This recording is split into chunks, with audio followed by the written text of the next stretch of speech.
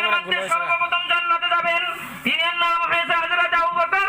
হযরত আবু বকর রাদিয়াল্লাহু তাআলা আনহু ইসলাম ধর্ম গ্রহণ করার পরে উনি 24 ঘন্টার মধ্যে 24 ঘন্টায় এই দিনের মেহনত করতে বলেন সুবহানাল্লাহ। আজকে আমাদের আদর্শ হযরত ওমর রাদিয়াল্লাহু তাআলা আনহু, যিনি নাকি দ্বিতীয় নম্বর খলিফা। হযরত ওমর এমন এক শখস ছিলেন জিনার রাজত্বকালে, জিনার জিম্মাদারিতে হরিঙ্গে বাঘে একসাথে গাছ খেয়েছে বলেন সুবহানাল্লাহ। হরিঙ্গে বাঘকে আক্রমণ করেন নাই, বাঘে হরিণকে আক্রমণ করেন নাই।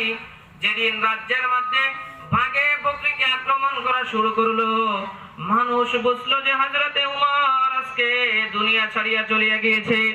আমার বন্ধুগণ, সাহাবায়ে কেরামের মধ্যে একজন আপনার থেকে আপনা মানুষ, আপনার থেকে আপনা গোলাম, এই গোলাম জাতীয় মানুষেরও এমন আল্লাহর ভয় অন্তরের মধ্যে ছিল, যে ভয় রাখালের অন্তরের মধ্যেও ছিল বলেন সুবহানাল্লাহ।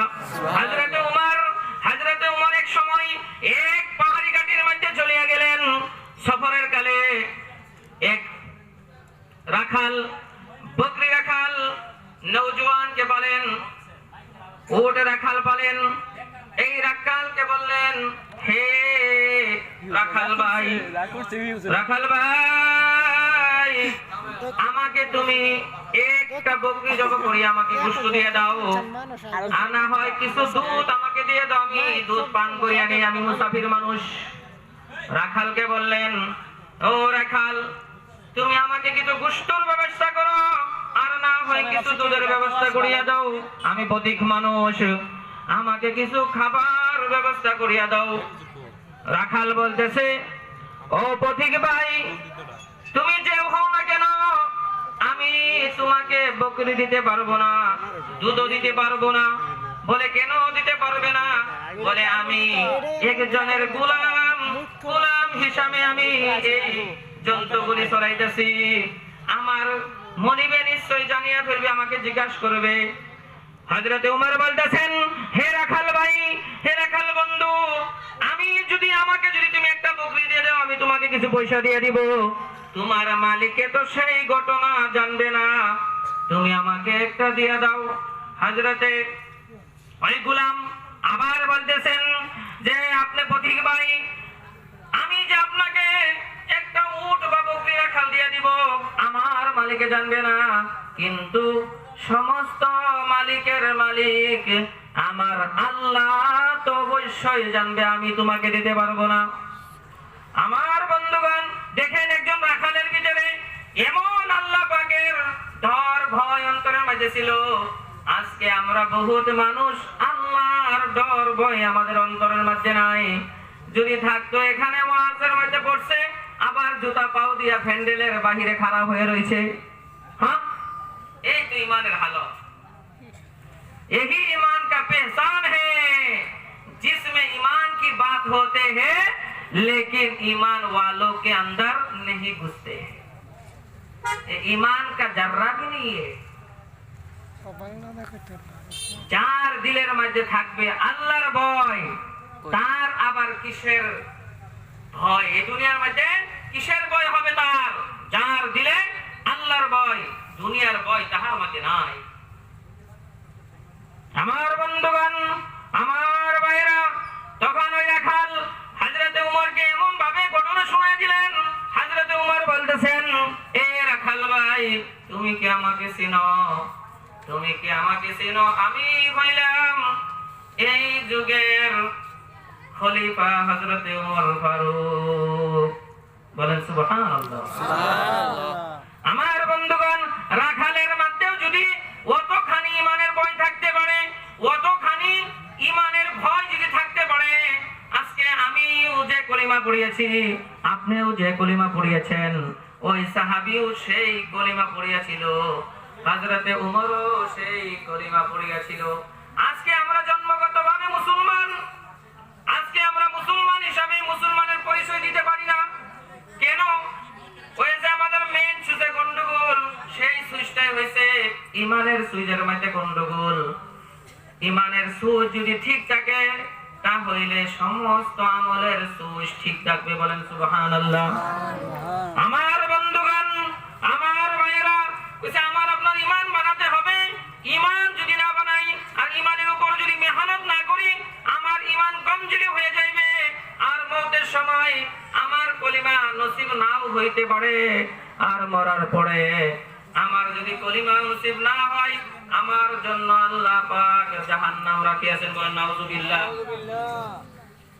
আমার বন্ধুগণ, আজকে আফসোস কি হয়?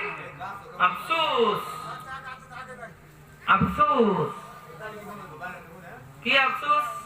কইছে আমরা আজকের যুগ কোন ওয়াজ নসিহত তাবলীগ আরো যেভাবে হয় আবাদি মেহনত মুসিবত মেহনত কম হইতাছে ভাই, কি কই হইতাছে না নাই? হইতাছে না নাই? আমরা করতেছি না নাই? করতেছি, কিন্তু আফসোস, আফসোস কি রকম ভাবে? এক ব্যক্তির মুহ স্বাদ নাই। মুহ কি নাই ভাই? স্বাদ নাই। আরে রাও এই করুন না, কি বা কি? স্বাদ নাই, স্বাদ নাই মানে রুচি নাই, মজা নাই, মজা নাই। বেচারা ভাবছে যে মজা তো মুহ নাই, কি করি? ডাক্তারের বাড়ি চাই, কই যাই? ডাক্তারের বাড়ি চাই, মুহ স্বাদ নাই, ডাক্তার দেখায় কিছু ওষুধ লই আই, মুহ স্বাদ হইব। হ্যাঁ, তে বেচারা আস্তে আস্তে আস্তে আস্তে করে মানে চলতেছে। আরে ডাক্তারের বাড়ি যাইবার আগে আধা রাস্তার মধ্যে আল্লাহর হুকুমের নামে হচ্ছে বৃষ্টি, মানে মেঘ পড়তেছে। হঠাৎ করিয়া এক বাড়ির মধ্যে ডাক দিয়া বলল, ভাই আমি তো এক পথিক, আমার মুহ স্বাদ নাই, আমি যাইবার চাইতেছি ডাক্তারের ঘর, আমি যাইবার চাইতেছি ডাক্তারের ঘর।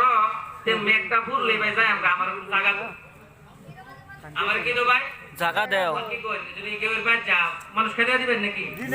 আমি ধরুন বিদেশি মানুষ না, আমাদের মেঘ পড়ার সময় যদি বাদ কই গিয়া কেউ সিরাজ মাস্টার সাহেব একটু জায়গা দেন, আমি একটু বই, মেঘ পড়লে যাই আমরা, আমার খেতে দিব না। সিরাজ মাস্টার এই দুপুরের সময়ের মধ্যে বেচারার বাদ খানাও বানাইছে, বেচারার বাদ খানা বানাইছে, দুইজন বেড়াবেড়ি খাইবো আর এই বেচারা কইতেছে ভাই মোর স্বাদ নাই, ডাক্তার দেখাইবার যাই। মানে হারকিপটা মানুষ হলে তো আর হাত ধো না মেমান চেমান বইলে। বেচারা কইতেছে কাচ্চা ভাই দুপুরের সময় যদি আইসুন তাই না কি করুন, আমরা লোকের চারটা ভাতেই খাই। কোন বেটারা কইতেছে মোজ স্বাদ নাই, এই বেটারা কইতেছে স্বাদ নাই, যে মোহ বেমারিটা রে এটারে কইতেছে কো ভাই দুইলা ভাত খাইলো, মোহ স্বাদ নাই, কি খাই আম ভাই?